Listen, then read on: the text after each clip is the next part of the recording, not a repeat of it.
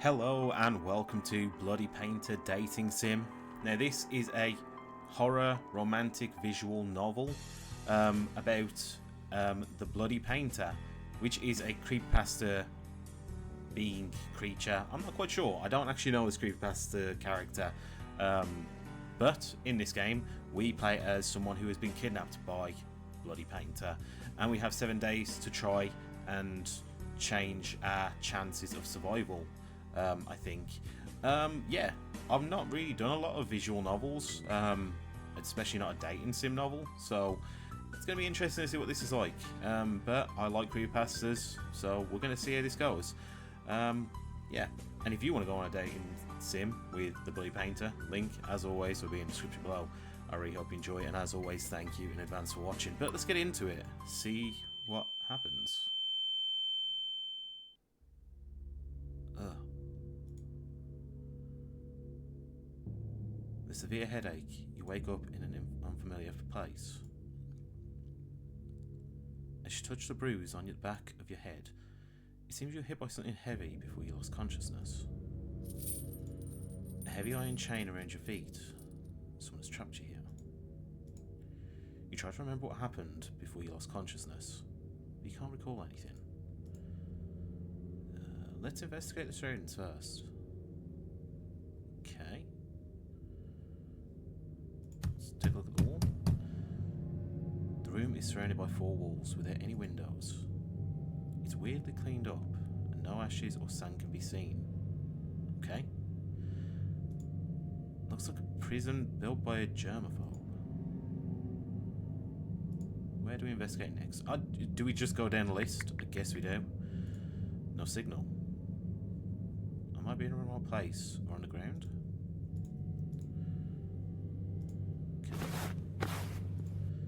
Mattress on the floor. Mattress feels really hard to lie on. I mean, we'd like a softer mattress from our kidnappers, surely. Near the door, there's a serving of spaghetti with tomato sauce and a bowl of water. Also, a round plastic fork that's completely harmless as thoroughly attached. Was thoughtfully attached. It's still warm. It feels like it was sent here not long ago. Okay. You peek through the keyhole, but you see nothing outside. I wonder where I am. Well, we've looked at everything, so I guess let's end our investigation. Yes. What's the next move?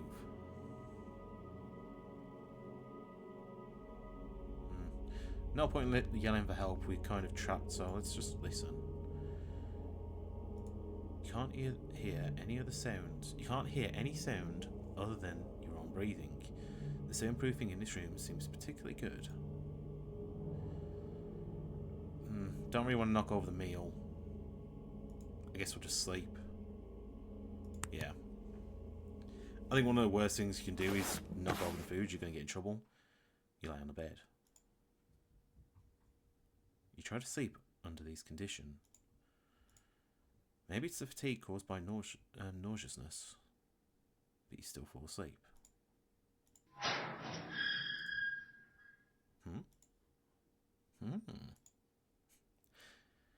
You open your eyes after hearing some noises. Well, you must be Bloody Painter.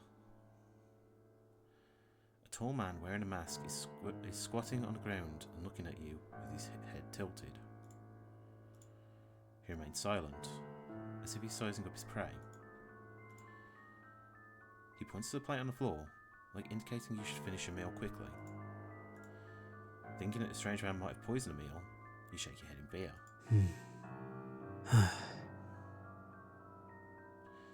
Seeing you have no intention on eating, he looks quite distressed. You can't die. Not now. Okay. He slowly speaks in a deep and steady voice. The freezer is full. What does that mean? The freezer is full, and there's no space for more.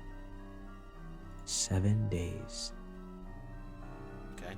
turned into a ring all of a sudden. There Your won't voice be thinks, space whoops. until 7 days later. If you die now, you'll rot. And we can't have that, can we? What do you mean? So I only have 7 days left to live? He nods and walks out of the door. Wait, you can't just leave me here, like this. Please. Your cries can't stop the door from closing.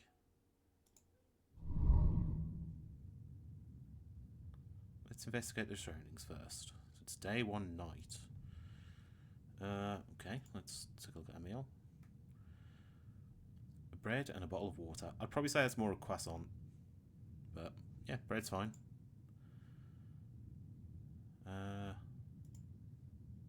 Door. You peek outside from the keyhole. You see the shadow of a man walking around. Seems to be busy with something. What is he doing? I don't know. Sleep to the end of the day. Oh, I've really got no other option? No, okay. Guess we sleep for the day then. Weird. Please try to improve your survival rate within 7 days. I'll try.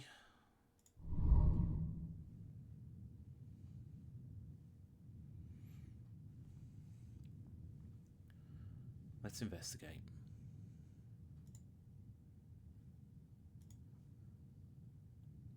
Empty plate.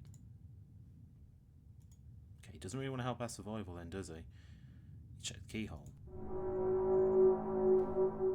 You seem to see something. You see that there is a vague figure at the end of the door. Let's observe quietly. You sense something wrong and realise what that is after narrowing your eyes. It is an artwork made of the human body, not a human being. Ooh. Hi there. Ah! You hear the door open. You slowly push the door, and there's no trace of the strange man. First, you go into a room with a large freezer, sink, and operating table. Then you open another heavy door. You find yourself in a room full of glass display jars.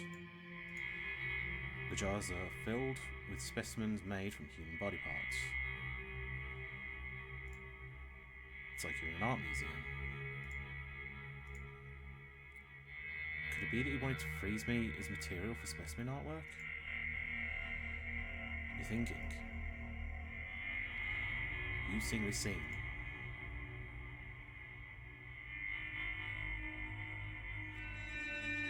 Yeah, I mean, let's admire it for a little, I guess. You look around and admire his work with relish. You look at them for 15 minutes straight. 15 minutes? I mean, there's not that much. Come on. Interesting.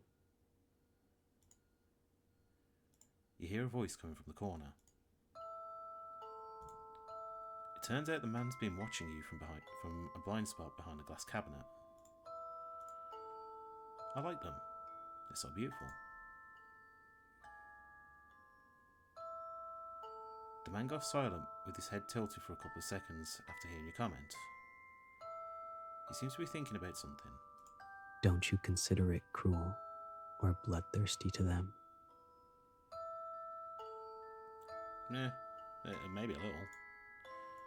No, I feel nothing at all. I mean, no, I feel nothing at all. You're such a weirdo. Fair. You think, aren't you talking about yourself? After you have a tour of his display room, he locks you back in the small room you were in.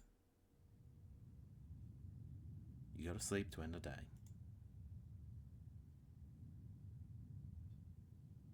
Your survival rate increases.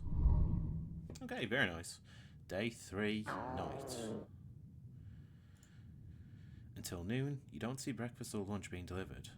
You're already starving. You're waiting for him to bring dinner, but what you get is not dinner. Instead, you hear the door was opened. A light shines through the crack of the half-open door, looking like an intriguing invitation. You open the door and walk into the light. You first arrive at the room with an operating table outside of the door. But this time, the operating table is empty. No, it isn't. There's clearly stuff on it. There's a defrosted human corpse on it. Again, no, there isn't. There's instruments. The man pops it of somewhere. He unties the iron chains from your feet and hands the surgical knife in his hand to you. First, where do you think the first cut should be? His voice sounds cold, like the kind of teacher who gives students hard questions on purpose.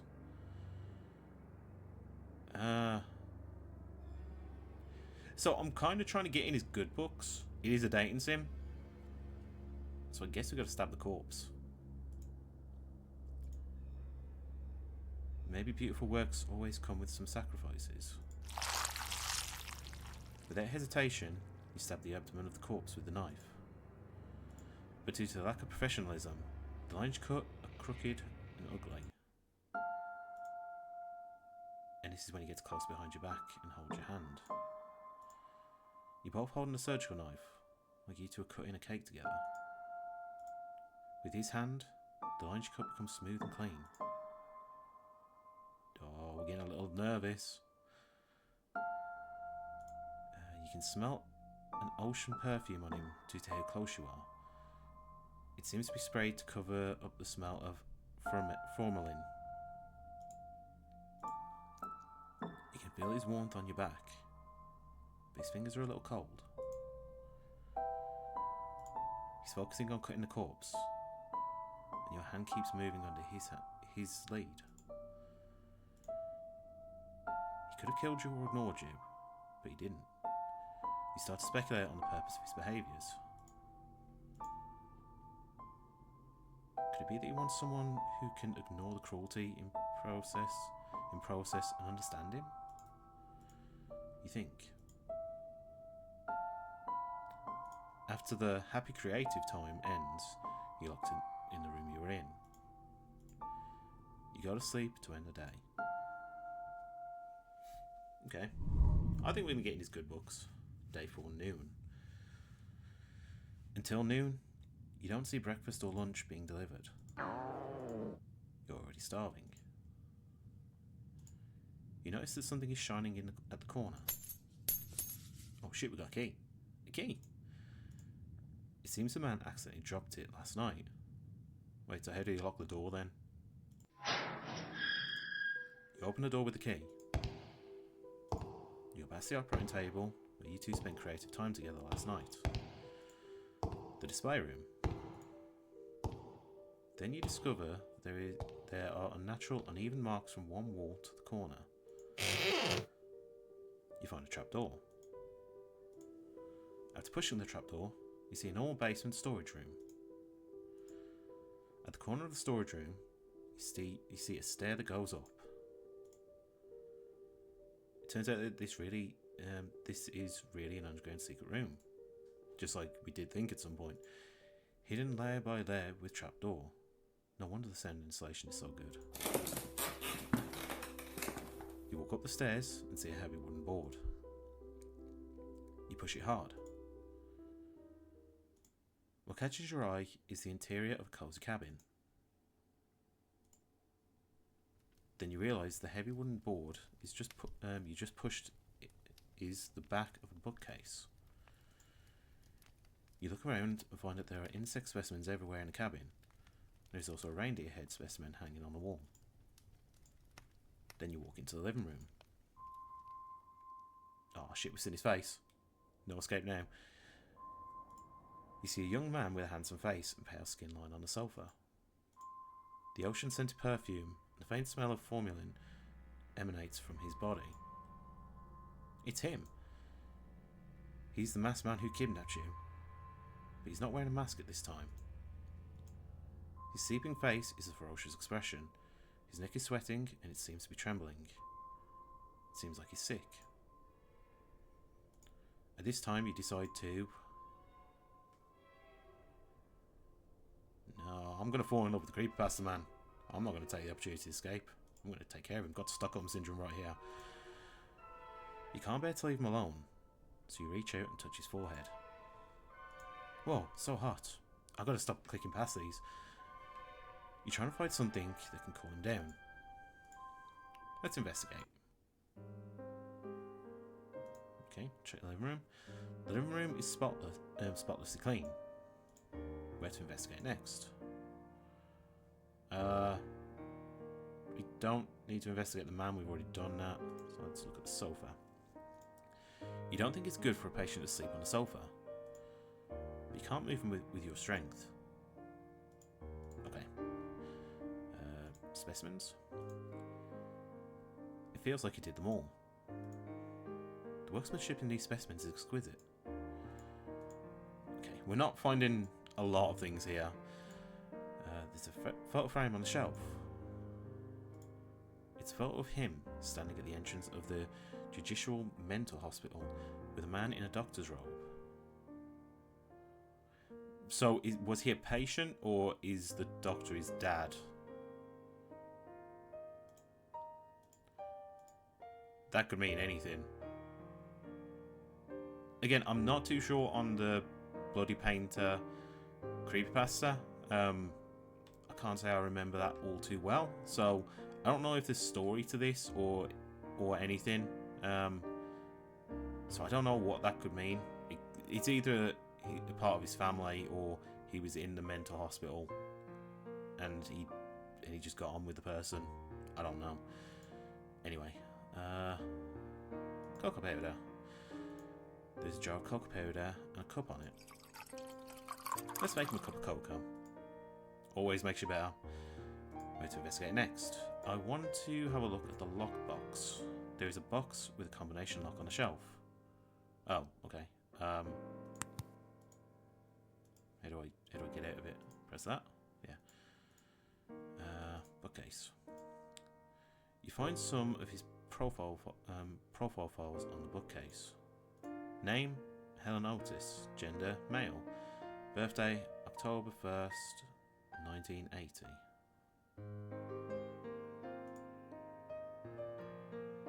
Let's investigate next. Wait. That's written in... Could that be something to do with a lockbox? So, October 1st, 1980.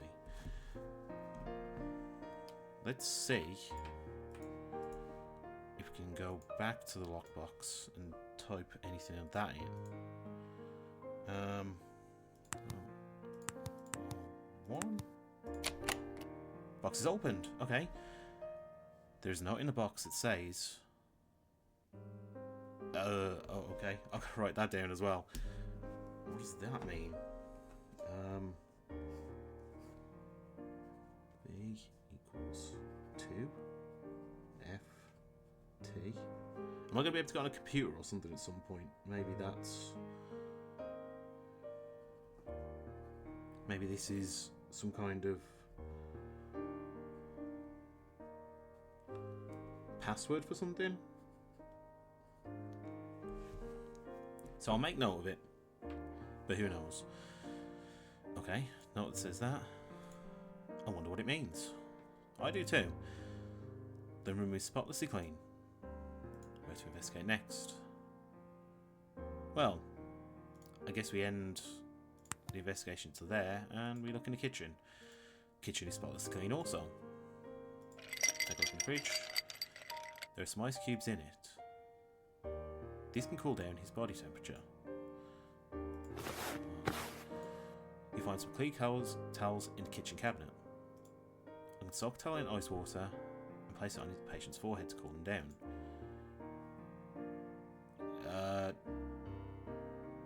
Can we Okay, I'm just gonna keep on soaking some towels. I think we're good to end then. I don't think I've looked at anything else apart from looking at him again, but I don't think that's gonna make much of a difference. Let's just do it because I want to be thorough. Especially it's ferocious. He seems to be in pain. He's still having a fever. Okay, that's fine. Yeah. So let's end the investigation.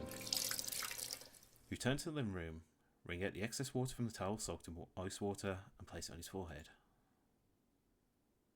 His ferocious expression gradually softened. You once again notice his fair skin and long eyelashes, and his slightly curly black hair. Black? I'd say it's brown. I don't know if that's just the lighting. If you don't say he's a murderer, his sweet face looks very harmless now. After a while... Oh shit. He wakes up to the scent of your brewing cocoa and sits up on the couch. He looks a little shocked. He looks around quickly and seems to understand what's going on. Why are you doing this? I want to ask myself that too. You saw me faint and didn't choose to run away. Well, I mean, I saw you lying on the couch. You're such a weirdo. You've said that once before. Is there anyone weirder than you in this house? You can't help but bitch about him. You seem to see the corner of his mouth rising slightly for a few seconds, and the atmosphere between you relaxes. He doesn't drink the cocoa you brew for him. It seems he's still a little wary of you. Can you tell me who you are? Bloody Painter. That's the name they gave me for my modus operandi. If you find it difficult to pronounce, you can call me BP. I don't mind Bloody Painter.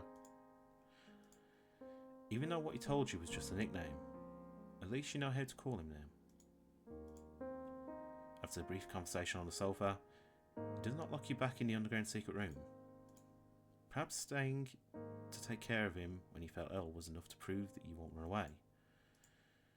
You get up from the sofa and continue to look at the specimen decorations in the living room.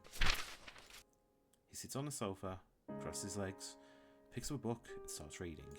By the way, you better not try to escape. Dude, if I was going to escape, I would have done it when you were ill. There are traps all around the cabin, and only I know how to get in and out safely. Okay. I will point out as well, on the page for this, it does say that there are multiple endings. I believe there was, I can't remember the right way, but there's either 4 bad and 6 good, or 6 bad and 4 good endings. Did I say it right? There's about 10 endings for this whole game, so I guess if I ran away, I would have got killed by the traps. That would have been a bad ending. I don't know if I'm going to look for all of them in this playthrough. I'm probably just going to go through one story. I don't know. We'll see how it goes. You sit on the sofa. Soon, a wave of sleepiness comes over you. Today, you fall asleep on the sofa in the living room, not in the cold underground secret room. And as survival rate increases. Day 5 morning. Getting through these days. You see him busy cleaning in and out of the house early in the morning. I'll come help too. After finishing speaking, you pick up a rag and bucket and join the cleaning. But you can't really see where this almost spotless house needs to be cleaned. You're just taking a clean, wet rag and wiping it on the clean cabinet. Do you usually love cleaning this much? It would soon be covered with a layer of dust.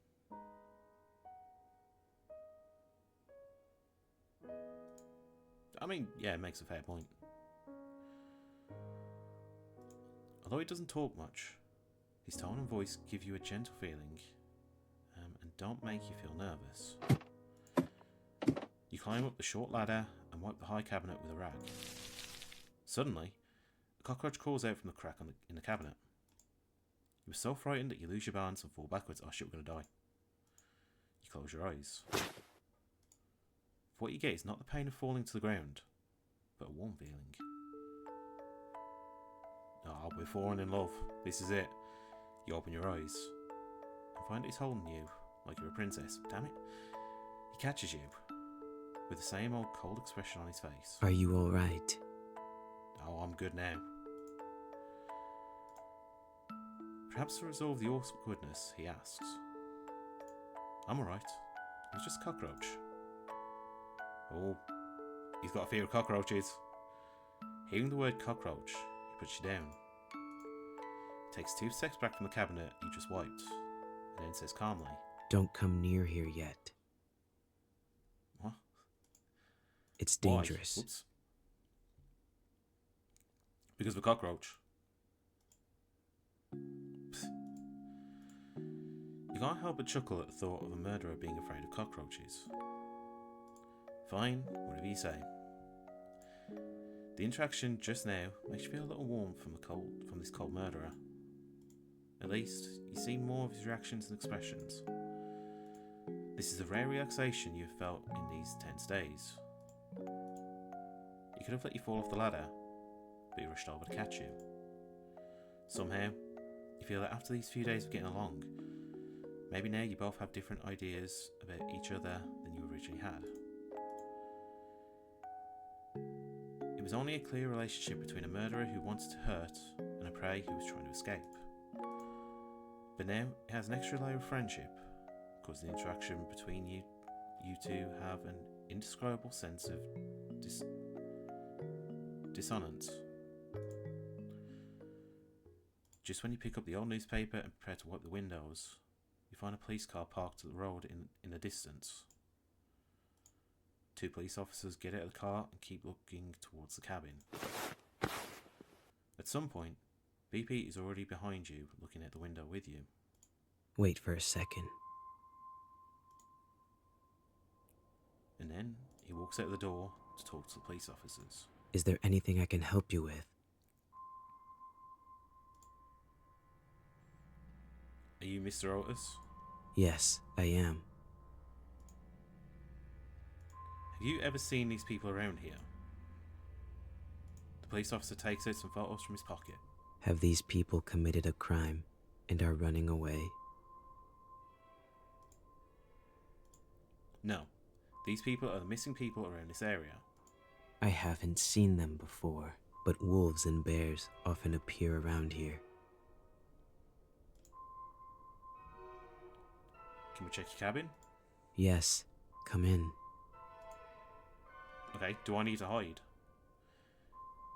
BP behaves very kindly and politely. After speaking, he leads the way for the police officers. Please, follow my footsteps. I placed some traps near the cabin to protect against wild wolves and bears. You don't want to step on them. That's actually quite a clever way of getting around that. Having trapped something nobody escapes, but using it if you're in a location where there's dangerous animals. Yeah, that's kind of clever. This guy's thought things through. Police officer enters the house and sees you. Hello? Oh, hello. This is... An old friend who came to visit me recently. You greet the police officers with a smile and a nod. At the same time, the police officer quickly looks through the missing person's photos in his hand. Then he puts the photo back into his pocket. It seems your disappearance has not been discovered by anyone yet. You stand next to the bookcase, blocking the entrance to the secret room. After searching around, the police find nothing unusual and leave. I only just realised the painting behind the police officer. That thing was already in the basement in his art room. Like the actual thing, not just the art. His trust in you increases. Today, you still sleep on a couch in the living room instead of in the cold basement. Half asleep, you hear the sound of someone approaching. When you notice it, the person seems to be very close to you. You pretend to be asleep, and the person just looks at your sleeping face quietly. The man stretches out his hand and takes it back, just as he's about to touch your hair. Just You feel it too. I know you do. Don't fight it. It's all good. He turns around and leaves.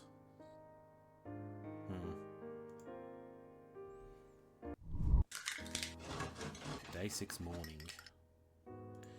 You see him busy in the kitchen for a while. Then, breakfast is served in front of you. There's a piece of toast with just the right crispiness on a large round plate, a poached egg at the top of the toast, and some lettuce salad. That's a pretty big piece of bread, not gonna lie. Plating looks delicious. The drink is a cup of freshly brewed hot cocoa. The cutlery he gives you is still a round plastic fork with no offensive features. You sit at the dining table and start eating, while he sits on the chair opposite you and flips through a book. It's still snowing outside, and listening to the squawking sound of the fireplace, the atmosphere in the cabin is particularly comfortable. As long as you ignore the fact that you were in the same room with a murderer who kidnapped you, everything's really relaxing. You look at him who's full of mysteries, and some questions arise in your mind. And you decide to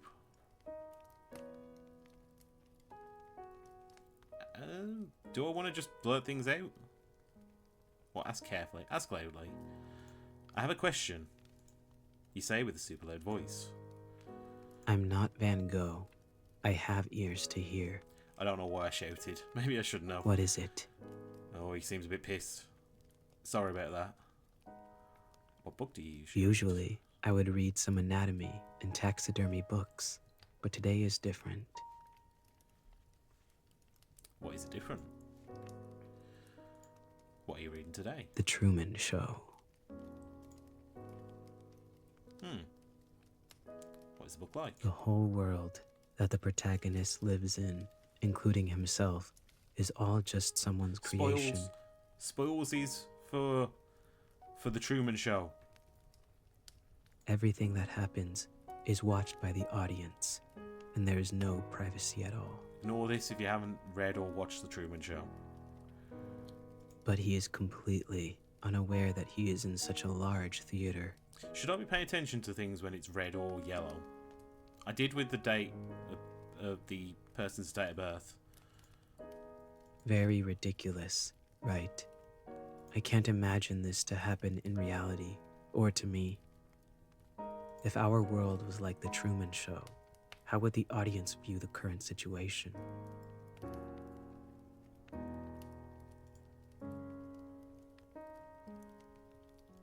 Must be unforgivable or must be exciting.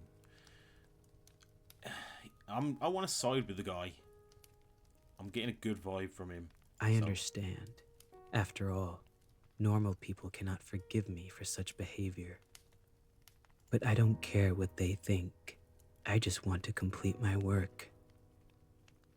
I have always been a selfish man. Okay.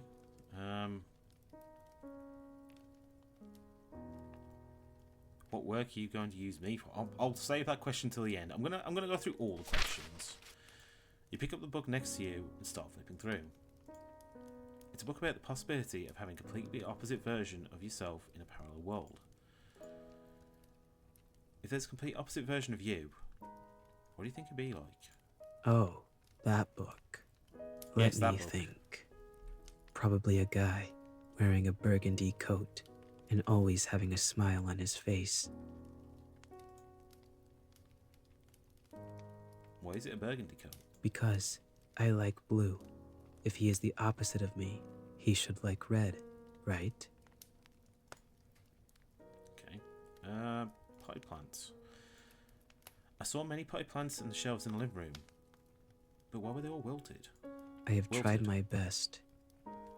I don't know why they always die. That's a metaphor, isn't it? Everything he tries to save, he loses, or some shit like that. Okay, what work are you going to use me for? Let's just cut to the chase. You ask bravely. He looks up at you for a moment. I was going to make you into some kind of doll at first. Your eyes are beautiful, but if they are left alone, they'll become rotten and sunken. So I would like to dig your eyes out and put them in a glass jar and soak them in formalin to preserve them. Very considerate, thank you. Glass beads will be placed in the empty eye sockets to replace the eyes. You look very pleasing to the eye, so I would also like to keep the head intact. I'm going to take that as a compliment. Thanks for the compliment, yeah. You're welcome. You like that one? What did he say at first? Has he changed his mind? You're curious, but you don't have to have the guts to ask any further. Okay. End of morning conversation. Sure. We've done everything. Day 6, noon. It's noon time. Thank you for making breakfast for me today. Let me make you lunch in return. Yeah, still doesn't trust that I'm not going to try and kill him. It's been 6 days, dude. Come on. He frowns at you with an expression like, are you at your mind? Don't worry.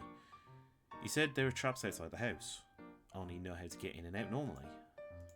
Even if I resist you with a knife, I can't escape. Okay, but I'll keep an eye on you. Don't try anything stupid. I wouldn't even dream of it. Great. As for what to cook and the ingredients, well, a better idea flashes through your head. And curiosity makes you ask. Do you eat human flesh? No. Why would I do that? You got body parts in freezers? I just use human bodies as materials for making art, and I never think about eating them.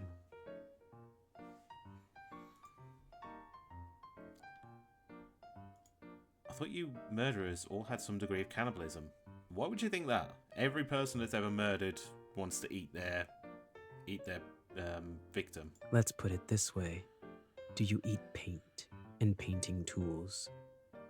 Just because I kill people to use as materials to make works doesn't mean I will eat them. Also, I'm different from those who have fun committing a crime and kill purely for the sake of killing. Okay, I was kind of agreeing with you, dude, but you don't have to say... Don't confuse me with that kind of unprincipled guy. Yeah, you're kind of making it sound a bit pretentious. I wouldn't do anything unless necessary. You are here only because you witnessed the crime scene. Oh, okay. I see. So there's a reason why I was chosen. A little bit of backstory. That's good. After hearing this, you decide to cook a human meat dish. Just do it anyway, just to, yeah. Let's cook a common dish. You look at the ingredients in the refrigerator. There are eggs, tomatoes, white rice, and some curry powder on the shelf. Okay, I've decided. You turn on the oven and start to cook. BP watches the entire production process. Rather than worrying about you escaping, he's more worried about you blowing up the kitchen. Soon after, a normal curry omelette rice was served. That looks pretty good as well. The food looks good. He stares at the omelette rice without saying a word. Don't worry, there's no poison. When you're watching the whole process, he starts to move after you finish speaking. He takes a spoonful of omelette rice and puts it in his mouth. Oh, I'm a good cook as well. He's not the only one that can cook. What do you think? It's surprisingly quite delicious. Okay, thanks for the surprisingly.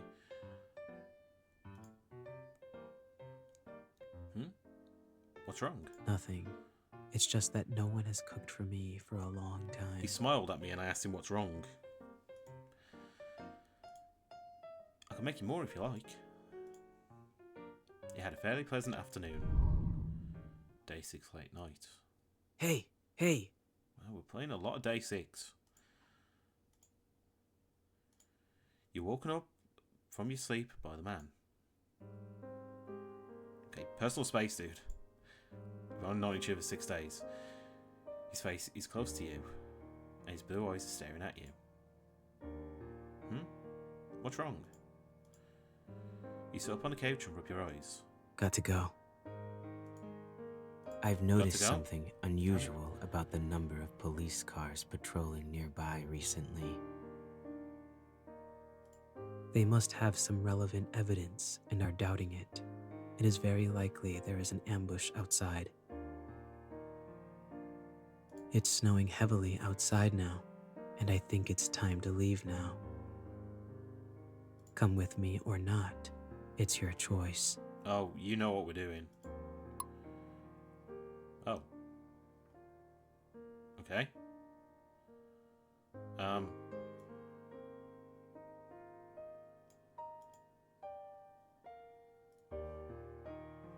What? I guess we save.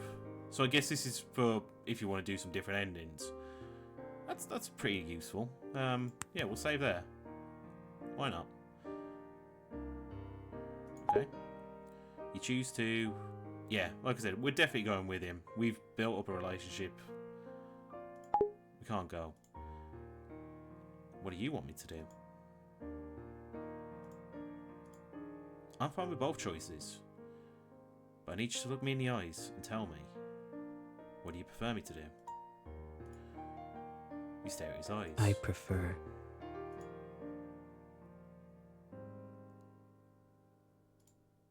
He hesitates to speak and looks away, looking like he's thinking about something.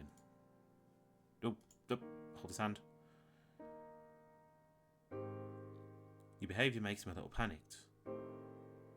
And he doesn't seem to be good at this kind of situation. You notice that his ears are flushed, and his unexpected reaction makes you want to tease him a little bit. What do you prefer me to do? I prefer... After a moment of silence, he slowly speaks. Let you come with me. He tries hard to look you in the eyes and speak his thoughts. We'll set off early tomorrow morning. Okay, wouldn't it have been good to do it on Follow the my night? footsteps. He knows there's police looking around. Why has he got the mask on? They know who you are. You coming out of the cabin with the mask on. That's not a good idea. You follow the shoe prints he leaves in the snow and finally succeed in avoiding the many traps around the cabin. Just as you're walking through the forest, you hear movement behind you. Freeze! In the snowstorm, several policemen who are lying in ambush chase after you. You ignore them and keep running forward. Bang! A gunshot shoots across the sky, and you feel a pain in your left calf. You were shot. Oh shit. He turns to look at you, as if he's considering whether to leave you. Run. You yell at him, but he approaches you. And he holds you in his arms. You feel the warmth on your forehead. Oh, is he going to sacrifice himself? No, come on. His hair looks black here, actually. So, yeah, it must have been lighting. He kisses your forehead.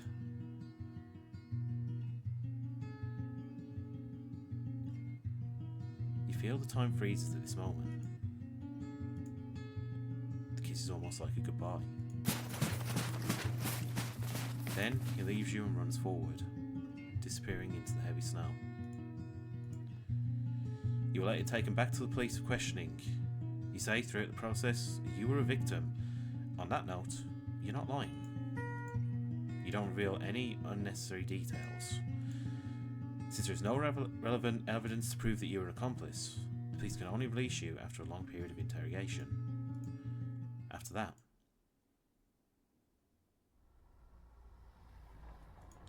2 years passed. Now you live in a cheap little apartment. You live an ordinary life, as if what happened 2 years ago never happened. Today is Halloween, and every household nearby has put some thought into making decorations. But for you, it's just another day at work. When you return to your apartment after getting off work in the evening, the strange thing is that as soon as you open the door, you feel a gust of wind. You remember you closed the window before going out. Just when you're about to close the window, you find a gift left by someone on the table next to the windowsill, a red rose. You don't know why, but you have a feeling that BP has been here. Every Halloween after that, you receive a rose at your residence. It's like a once-a-year greeting. Although he says nothing, the rose seems to tell everything. Although you have certain similarities, you are two people from different worlds after all. Perhaps living your own life this way is the best outcome for both of you. Good ending for two different worlds. Okay, so that was one of the good endings of Bloody Painter Dating Sim. I think I'm going to leave this here.